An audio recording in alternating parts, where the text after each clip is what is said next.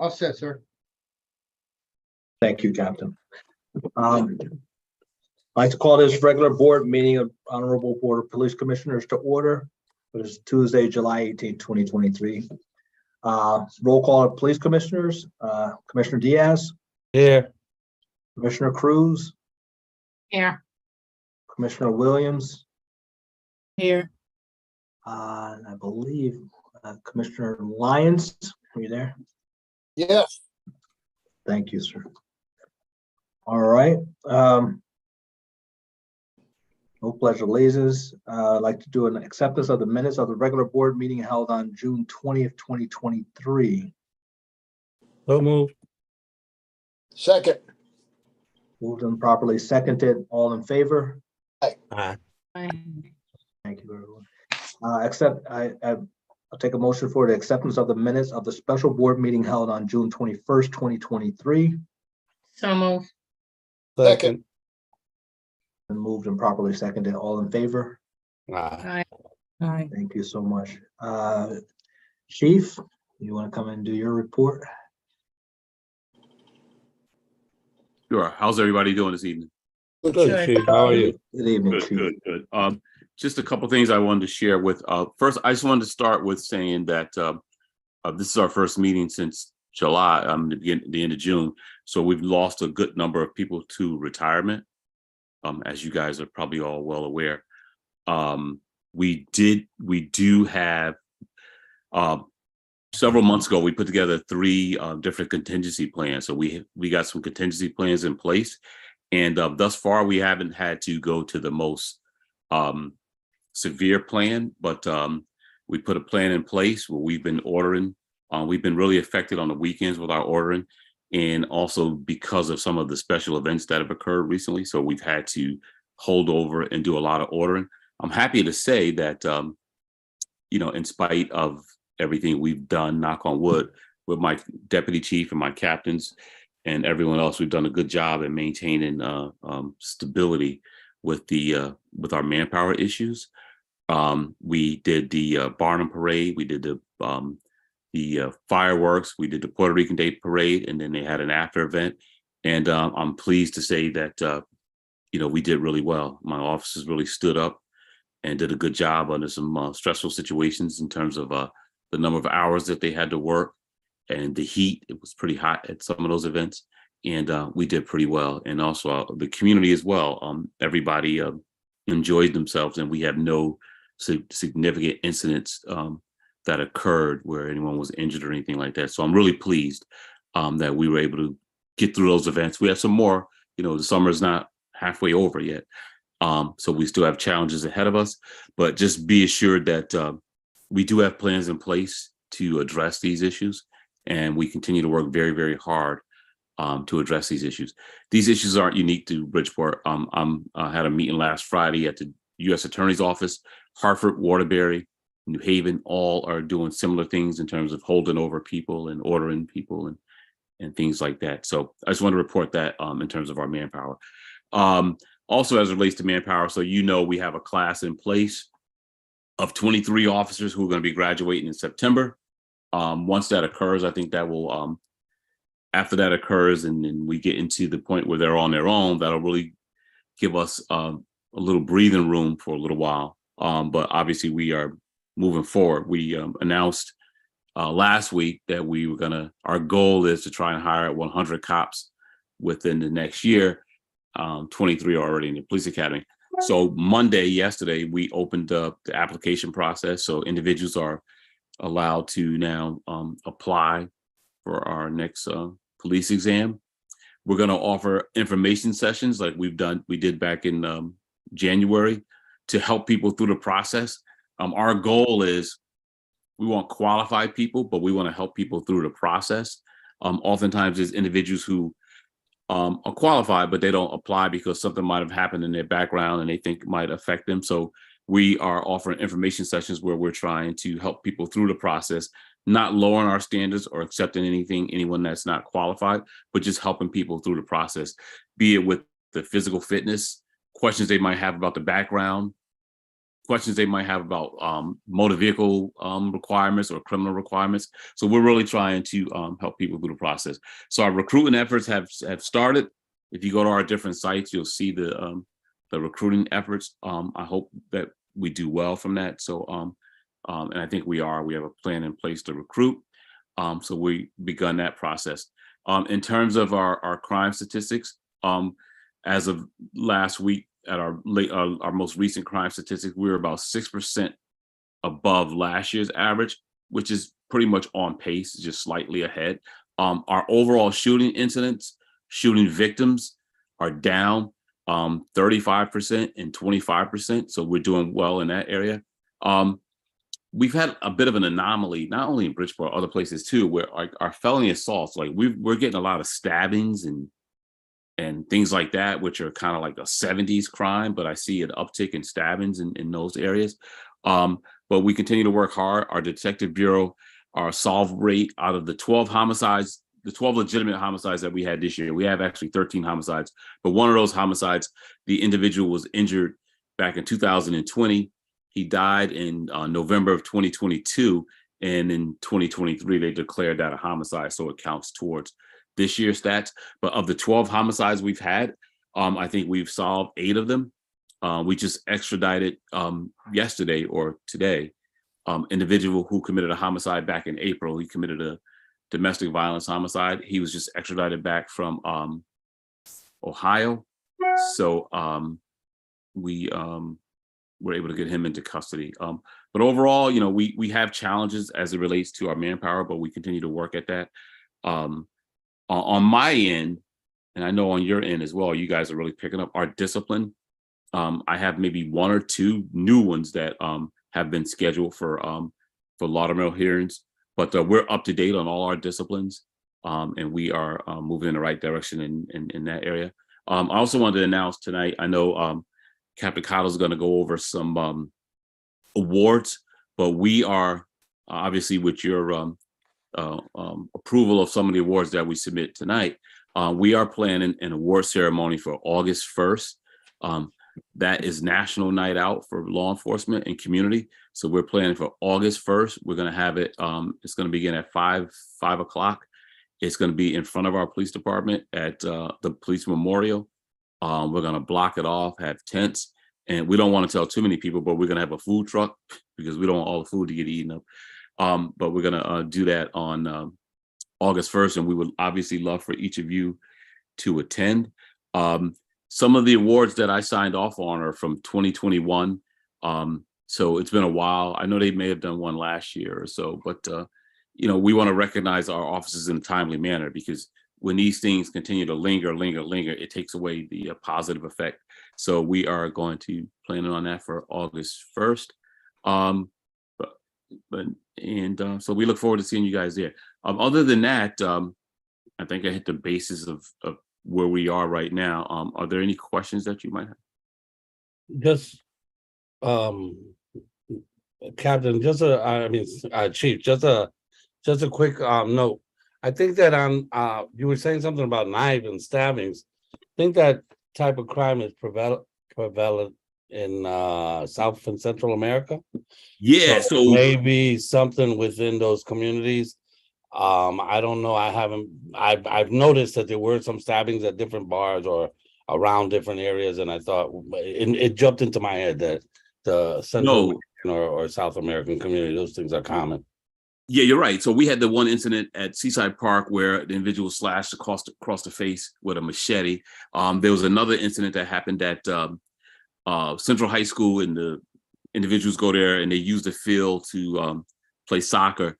Individuals also slashed there, and it is a common crime or way of committing a crime, assault in the Central American, South American community. So, and those individuals were Central American, South American. So yeah, you're spot on that.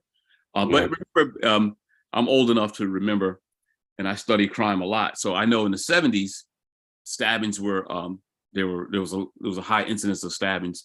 I know New York City has a high incidence of stabbings. So it seems that hopefully this trend will go away, but it's coming back now. But you're right about the Central Americans. Go ahead, Commissioner Cruz. Sorry, I was trying to get off mute. Hi, Chief Porter. How How are are you? you? Good. Thank you. I wanted to ask a question on the background checks. I know that the background checks could be expensive Mhm. and expensive, right? Mhm. Based on the budget. Is that still allowed if those that are doing background checks as far as traveling is concerned, to check with neighbors and schools they went to? Are they still doing that, or are they limiting the background checks? No, they're still doing those. We haven't cut back, but what I can say to you is, so many years ago, I used to work internal affairs and I was in charge of internal affairs. But what I've asked them to do, in certain cases, if someone's from out of state, that we ask that local police department to do some legwork for us, because we will do that for them as well. So we're just asking for some professional courtesy, so we don't have to like pay for an investigator to go to California to do a neighborhood check. Right. So I'm just That asking them makes to sense. be, more creative in how we get those things done. In terms of the employment checks and neighborhood checks and things like that. Out of state checks, criminal checks, it doesn't matter where you are. We can do a national criminal check in a national database, and we'll find out. But for some of those things, like you mentioned, if it's a neighborhood check, we're asking for some assistance. If it's somewhere around here, obviously, they'll travel where they have to travel. Okay, and I think my next concern, based on that trend of stabbing, that doesn't go away very easily. It it's something to think about strategically educating this population from the South and Central America Hmm. to the only, they're not going to come to you, right? No. They're afraid of getting deported, right? Mhm. For the most part, but maybe educating them where they gathered, which is the park for soccer, which is Yeah. over there in the field by Central High School and the New Orchid Boys and Girls Club. There's plenty of areas where they hang out.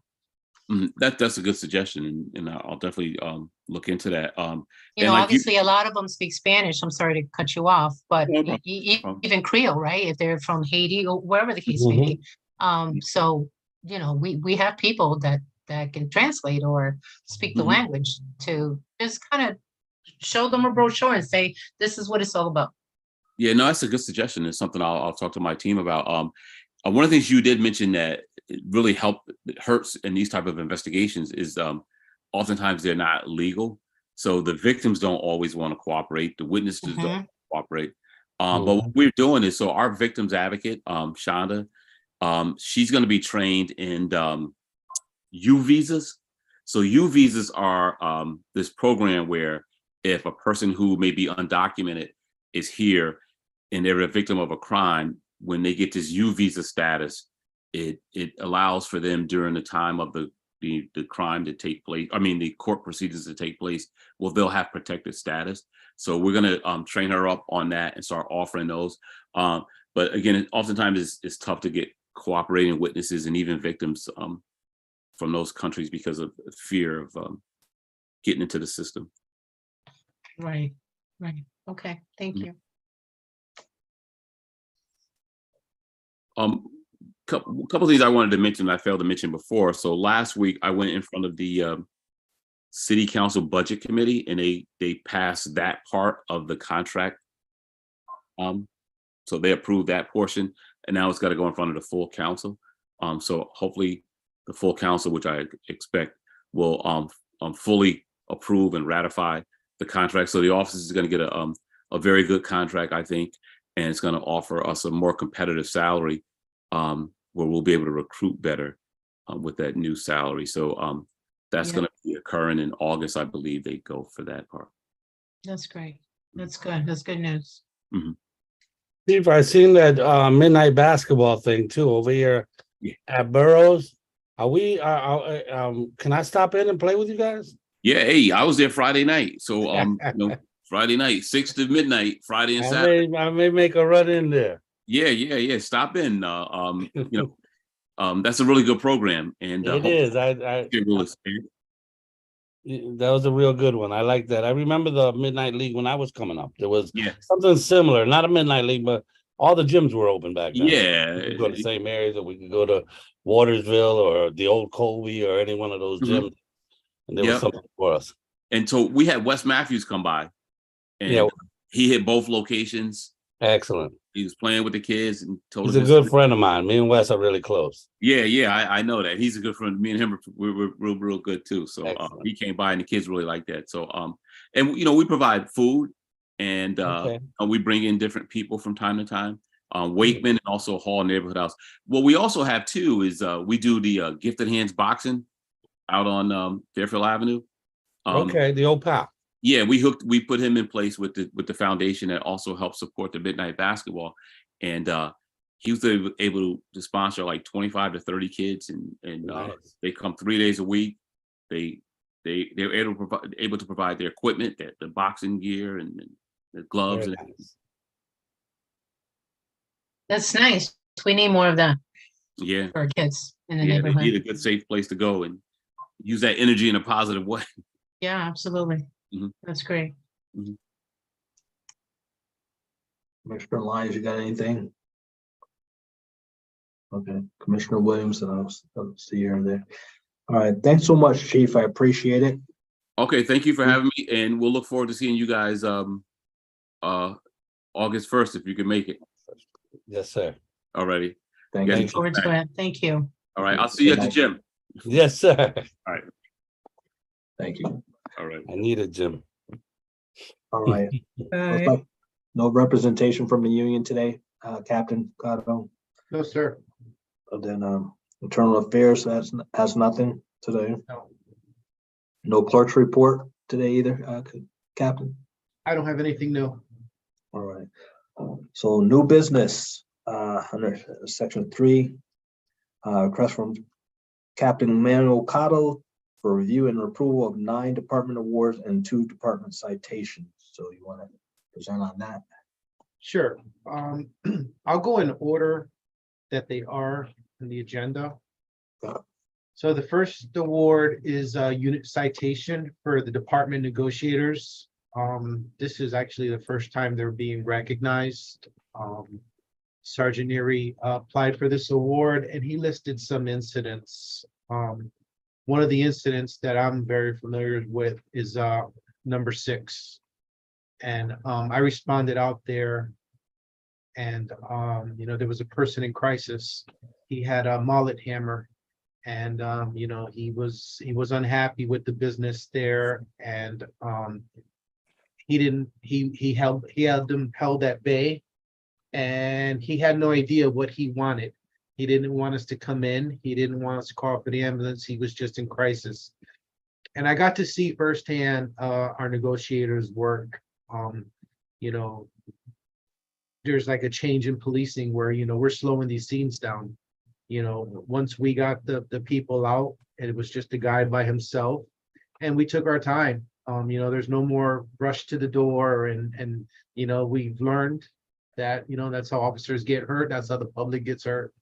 And since there was no agency, the guy wasn't actively hurting himself. We took our time and luckily, you know, the incident was resolved with no injury to staff or no injury to the person. So I got to see firsthand, you know, their training and how phenomenal they are. Same thing with number 10 on Monroe Street. You know, this guy had a baby and a knife and was refusing to come out. And they actively engaged in conversation and got the guy to surrender. The child was unharmed, the guy was unharmed, and you know, it's just amazing to see it firsthand, you know, their training. Moving along, let's see. Awesome. The next one is Officer Baldwin. Officer Baldwin was on patrol. He actually heard gunshots, responded to the incident, saw that there was a person shot, which turned into a homicide. He got some speedy information. He followed up on the speedy information and was able to track the person to their location and make an arrest. This was phenomenal. This is a brand new officer. I believe he probably had about 1 year on the road at the time. And just to have those instincts to respond and to do the right thing was amazing. Can you tell me, I'm just looking at the memo, right? For consideration for award for this Officer Baldwin. What year was that? So if you look at the file number, this happened in 2022. Okay, got it. Thank And, you know, if you look at the incident report, the incident report has the date on there. Mm-hmm. The next one is the Medal of Merit. And this one was teamwork between the 4 officers that actively did CPR on this individual and was able to revive him and keep him alive until the medics came and took over. So they saved this person's life. Okay, the next one is where's this one? Actually, this one was already approved by the board in a past meeting, so we can move past that one. That one just slipped in there by accident. Sorry about that.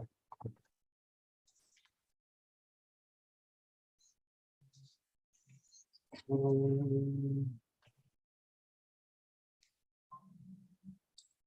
course, that one's really long.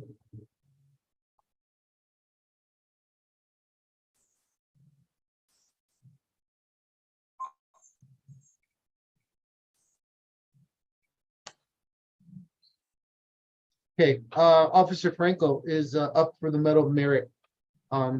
Similar to the officers prior, Officer Franco was by himself and actively did CPR on this guy, which was actually, there was no pulse, there was no signs of life. And Officer Franco continued to keep working on this guy and was able to revive him and keep him alive again until the medics showed up. Unfortunately, the person was arrested afterwards, but you know, Officer Franco saved this guy's life.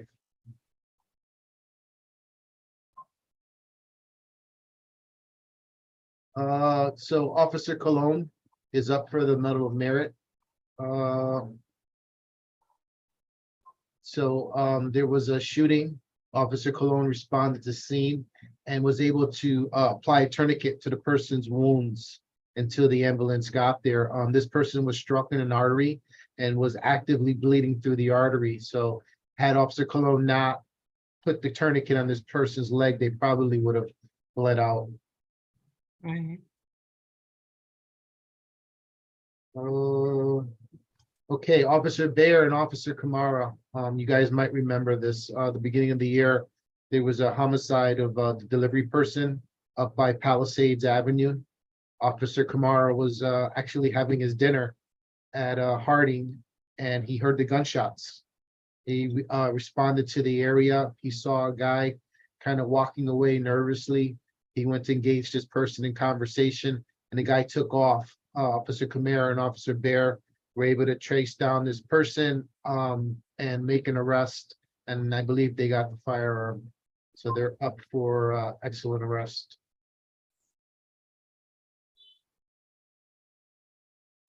Okay. So this one got vetted by the board. Actually, Officer Ortiz is the only one up.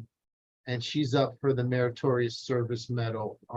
This was a child trafficking case, and she went beyond investigations and was able to uncover this child trafficking ring. You know, it might not be as prestigious as saving a person's lives, but can you just imagine how many future lives that, you know, she saved or prevented from being trafficked? So she's up for the Meritorious Service Award, which is a little higher than an Excellent Arrest Award just because of the amount of investigation and work that she put into this award, into this case. I'm almost done. Take your So time. I have a question. It says the other 3, so the other 3 are not going to be considered for this award? No. Okay. So when the board, the committee vetted them, Okay. We were able to determine that it was Officer Ortiz that was instrumental in this incident. So the Medal of Merit is for Officer Jones and Officer Hernandez. This was a suicidal party that was gonna jump off the bridge over by Lafayette Street. Officer Jones and Officer Hernandez responded to the scene and were able to kind of engage this person in conversation, and they literally grabbed this person while they were in the act of jumping and saved this person from, you know, some serious physical injury, if not death, because they were going to jump off Lafayette into the highway. The next one is, this is first time we're actually doing this one. It's an honorable career citation for Officer Gil DeValley. Officer DeValley retired before July 1st. There was some conversation about this award because we never gave it out. But at the end of the day, Officer DeValley had a supervisor that cared enough to honor his career and put him in for it. Hopefully this will start a trend within the department, and other officers can get this as well. The next one is a Citizens Award, and I was actually on scene for this one. There was a shooting on Brook Street, and this civilian actually went out and was able to save this person. He put his hands over the person that was actively bleeding and applied pressure until the medics got there. This kid is one of our explorers. He's actually, I think, the chief of the program now, and we're hoping that one day he'll be a Bridgeport police officer. So we're giving, we have him up for the Citizens Award certificate. And I believe that's the last one. Yes, that's the last one.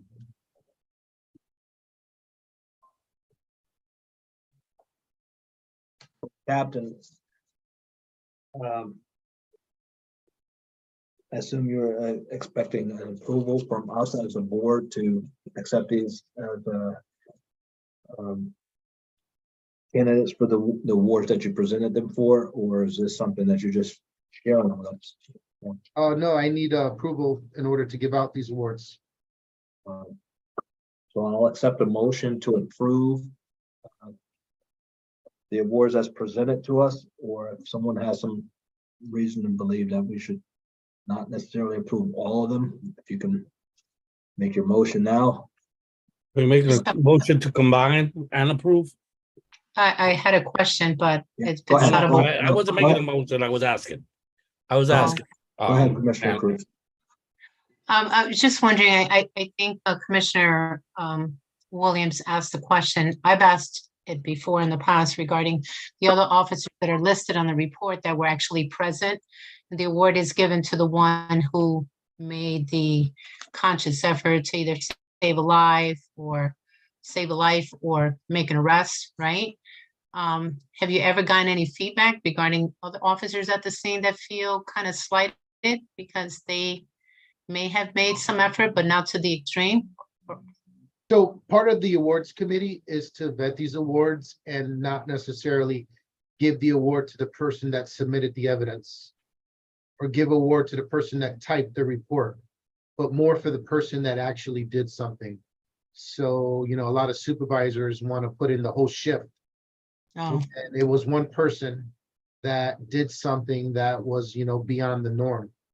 So that's the purpose of vetting these awards, so that they're more prestigious when someone does receive them. You know, I could remember one where, you know, the sergeant put in like 15 people, and once it got vetted, only 2 people got an award because, you know, they put in people for an award that responded to the scene. yeah, that's part of their job, right? But Well, I there's a get it. difference between, you know, part of your job and doing something that Above and beyond. above and beyond that's worthy, and you know, this prestigious of receiving a department award. You know, if we continue to water it down and to give everybody an award, they're not going to be as important. Right, Receive one. right. It's almost expected. Exactly. Yes. Okay, thank you. As a follow-up question, do we, during the vetting process, do you take into account any of the officers that we may be seeing on Barrow's cases or any of those other cases, or is that totally separate? No, it's totally separate. We wouldn't want to kind of scrutinize an officer for doing an excellent job on one case because they're being disciplined on another case. It's kind of like a catch-22, right? We have to kind of discipline them and reward them. So you don't want to delay the reward process because it's just as important as the discipline process, and both should be done in a swift manner. I'm glad you explained that and it's on record. That makes a lot of sense. Yeah. Any further questions, Captain? We're gonna make a motion. No one, Can we make a motion to combine and approve? you can. I make the motion to combine and approve. Accept the second, if there's a second out there. Second, All in favor? Aye. All right. Sounds like it's unanimous. So thank you, Captain. I appreciate it, You're welcome. Eric. Old business. I hate to. We tabled, I guess, in June, the installation of a handicap sign at 367 Beechwood. Commissioner Roach is not here. He's normally our aficionado when it comes to these kinds of things. But we are here and we are police commissioners. We have the right to vote or table if you like. So what's your pleasure?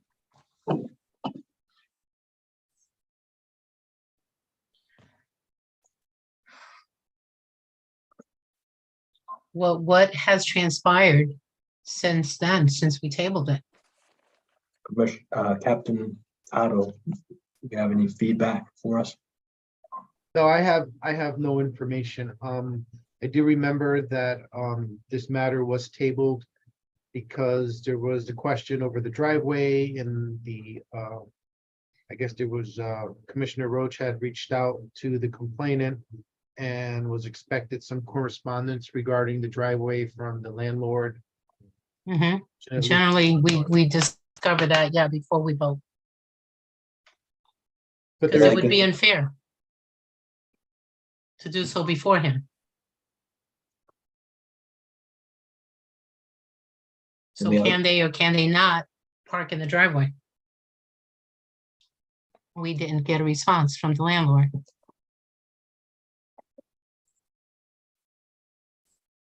What's the pleasure?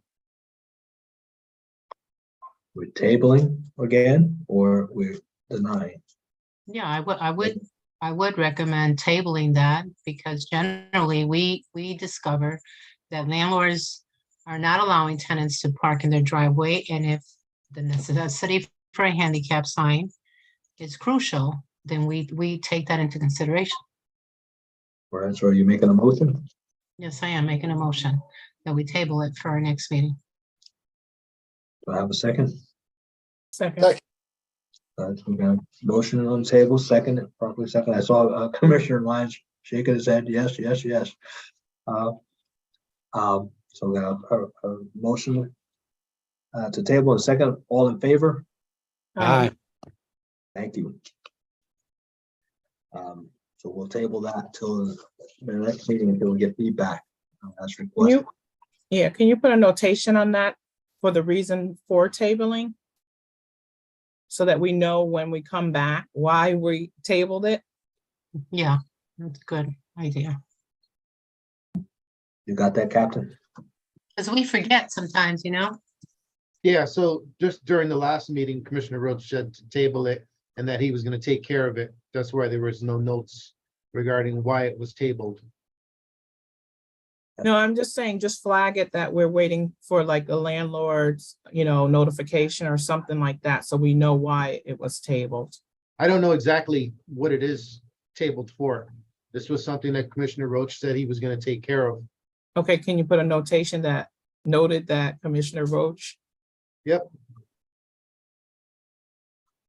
So that we know Okay, who needs to respond to this. Or would be providing more information. Something of that nature. Thank you, Commissioner Williams. Correspondence, we have none. Letters of appreciation, so we received an email from Carol Ann Curry commending Officer Victor, how do you pronounce that, Captain? Is Rempe? Rappy? Rempe. So that was in our package. You want to look at that as just someone being, Caroline was just wanting to say how professional he was during an incident. And then we have the widows, number 8, widows pension. And let's see below, but I know we have 2. Okay, here we go. I guess before we get to that, let's go ahead and deal with the city engineer's office. Mhm. So that, did you say something, Commissioner Cruz? No, I said, Yeah. disagreeing with you. Yes, thank you. City engineer's office, we have 9A, a request of the city engineer's office to approve the following traffic requests. And so they have 9A1, the installation of speed humps on Lakeside Drive. I think it seems like to me, and I might be entirely wrong, and Commissioner Lyons and Cruz and Diaz, you can help me with this, but it seemed like we were talking about these speed humps on Lakeside Drive for a long time. It looks like they finally came up. There are some on the, right by the lake itself. I don't know quite where these speed humps are being proposed, but there was a fatality there, which is why there are currently speed humps right in the vicinity of the lake. Wow. Where the current ones are, I'm not quite sure, but I'm a big proponent of those. It's the only thing that'll slow a car down. They're all over the state and they can't hurt. They're only there to slow vehicles down. So I would be in favor of it if it's city, if the engineer's offices as well. Thank you. Any other comments? No, I agree. You want to make a motion, Commissioner Lyons? Almost. Second? Anybody want a second? Second. All in favor? Aye. Thank you. All right, so we have 9B. Roman number 1, the installation of a handicap sign at 167 Virginia Avenue. Mhm. We got our communication here, so.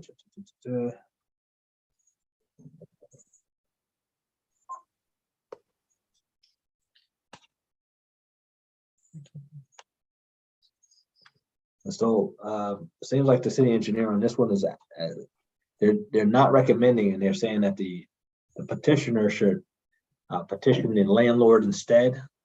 I guess there must be a parking lot there in the space. They're saying that they need to petition the landlord. Anybody got any feedback, anything they want to say about this before we move to a vote? I'm sorry. I didn't print all these copies. I am just scrolling up and down following the response from the engineer's office.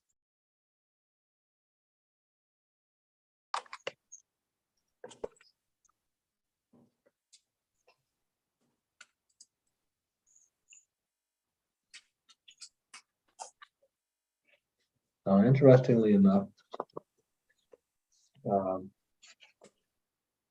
looks like we're trying to do what appears like it says 167 and 169 on here, so I'm confused by that.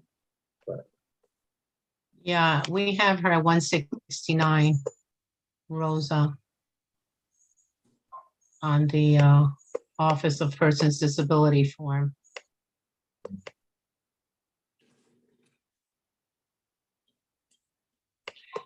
Well, I mean, she has her handicap, what do you call that, card already approved. They're recommending that she parks in the parking lot because there's room for her car, obviously. These, and you guys may know, Commissioner Lyons, you may know better than most of us, and Diaz, is this the, Nob Hill? Yes. I got it up on my computer. It is Nob Hill. It appears that there is a handicap spot already on Nob Hill. Hold on, I'm gonna try to draw it in. I don't know if anybody's on a computer. In front of 165. This is 167. Yeah, 167, 169, yeah. There is a current one right in front of 165. I'm looking at it on my Google map. So I How, get, how far is that? Is that like 3 doors away? it's the same little, they're brick buildings, adjoining brick Right. buildings. They have two duplexes. So it looks like the set of duplexes to the left. If anybody's, I'm on my laptop as we're Yeah, meeting. no, I'm familiar with the area. Yes. Yeah. There's already one.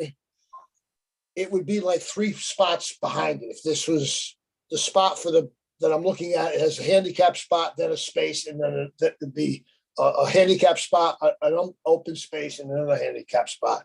I don't know whether the city attorney's opinion is that there's too many too close, which might be the case. If it's good for one, how is it denied for the other is my question, I mean, Yeah. if you got 2 spaces to your left, how do you deny mine? Which, I think, Just because there's one handicap parking space, does that belong to someone else? I mean, maybe there's other handicapped people in the area. And is that an area where people have to go up the staircase? Because sometimes it's up on a hill. no, No? it's It's flat. just flat? Flat. Okay.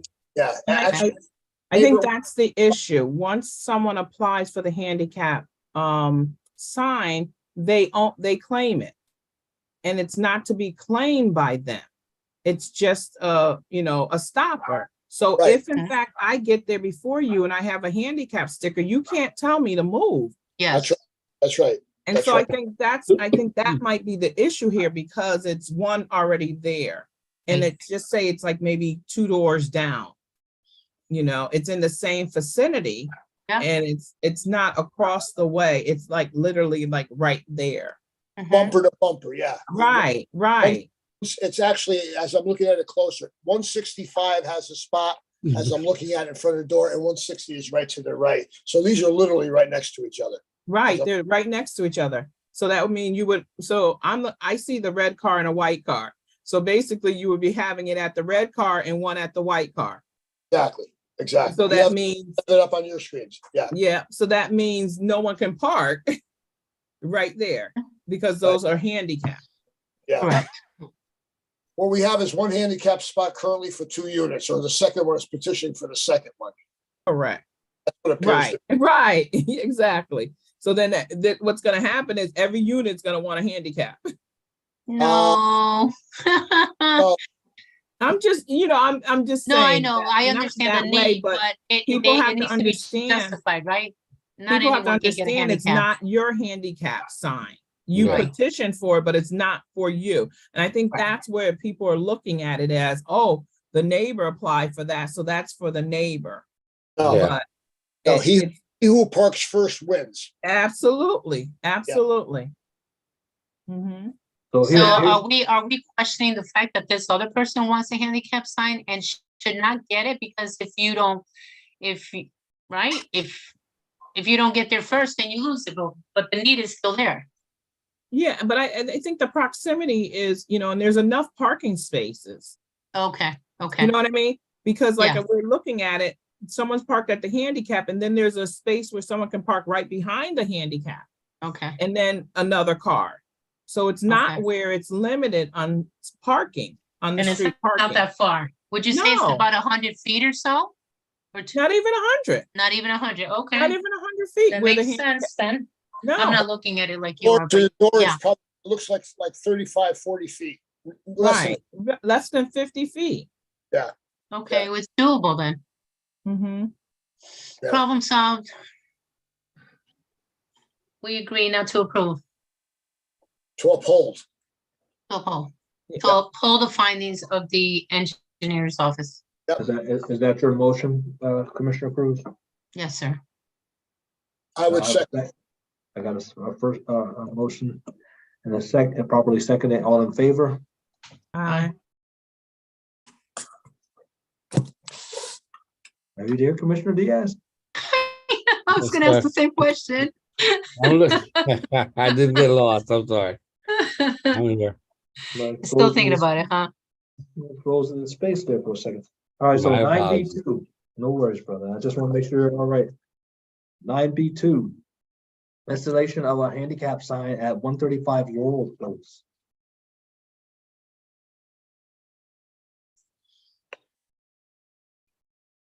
Discussion. Laurel Place, I'm thinking Yeah, west side. yes, yes. Laurel Place is a little street, isn't it? A little tiny street? Laurel, Is it Laurel Place? Isn't that off the, like behind Klein Memorial somewhere? yes, yes. My niece lived on Laurel It's a before she little moved. side, maybe Yes. 4 or 5 houses on that street, I think. Mhm. Not far from the school.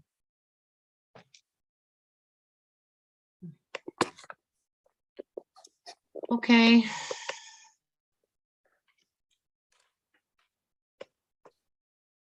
I mean, what's your pleasure?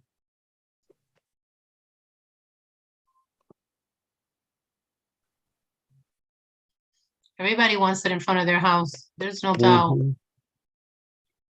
Oh, this one's on a wheelchair, unable to find a parking. And it's not in compliance with city ordinance. Because there's available off-street parking. Again, by means of a private driveway. So it's not recommended. Do we have anything from the landlord saying they can't park in the driveway because it's a private driveway? But is that theirs? Do they own property there? That's a good question, but it looks like it's you're asking is the petitioner the Yeah, owner of it's the the- property? Correct. I mean, I guess if they were the owner, they would be able to park in their own driveway, but apparently that's not the case. Right. So we don't have a response from the landlord as well. Very similar to the other one. This property is right on the corner of Laurel Place and Laurel Avenue. So it has parking on the street less than 50 feet from the front door on 2 sides, front and left, let alone the driveway that's probably in the rear. Mm, Can't really make it out from, I can't, hold on. Yeah, there is parking behind the house on Laurel Avenue. There's the driveway entrances on Laurel Avenue, it's sitting right on the corner.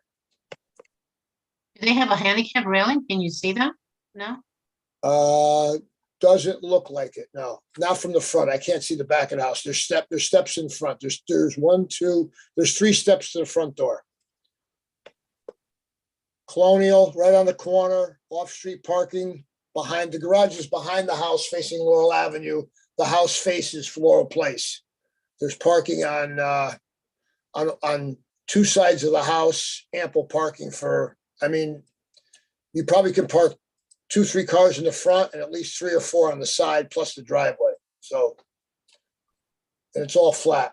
There's a handicap corner sidewalk that's now an ordinance in the city for wheelchair accessibility. Is that the gold house you're looking at, Commissioner? Yeah, right on the corner. That's 135. Yeah. I looked at vision appraisals. That is the house. It's like a, Yeah, there is a driveway in the back yeah. with the, mhm. I don't know if the handicap ramp is in the back, but there's, I mean, if they're looking to put it on Laurel Place, on Laurel Avenue, there's just as much parking as front as Laurel Place. Yeah, there's no one parked on around that, on Laurel Avenue, No. on that house, by that house. And so we learned recently that the handicap placard is issued to the person, not the vehicle. So this doesn't indicate that she's the driver, that she will be pulling up into the driveway to get off and use her own wheelchair. Mhm. So obviously, that wouldn't be the case. So it appears. It appears that she's looking to park right in front of the house where it's one shot 50 feet straight to the door. Where there's a tree set right between the neighbor to the right's house. There's at least 2 parking spaces in front of the house and at least 3 or 4 on the side, plus a driveway behind the house. So Okay, so are we making a motion to agree with the city engineer's office not to approve? I Is there would no- make the motion. Okay. Motion on the floor, got a second? All in favor? Aye. Aye. Thank you, everyone. Then, last, we'll just go back to 8A, the widow's pensions.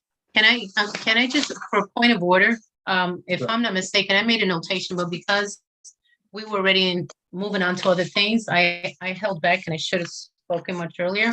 But when we made a motion to approve minutes for June 20 and 21, I Oh. think July 12th got overlooked. You're right. Thank you for bringing that up. I'm so excited to be moving along. I guess I got a little ahead of myself. No, I just didn't have the minutes done before the agenda. So that's why they're not in there. Oh, but I did print them out. I did get them. They didn't make the agenda, so they'll make the next agenda. Oh, okay, so you're saying, They're saying I'm move on. overworked, saying I'm overworked and I didn't have time to do it. no, I understand what you mean, the fact that they were issued already. I just didn't even consider that. Because they were not on the agenda, we can't address it. Is that it? Yes. Correct. Thank you. Right? So, Moving on. Commissioner Carroll, you have to adjourn the regular oh, meeting. yeah, And yeah. start the special meeting. We have to Yeah. reconsider that. Yeah. Motion to adjourn, regular meeting. So move, second. all in favor?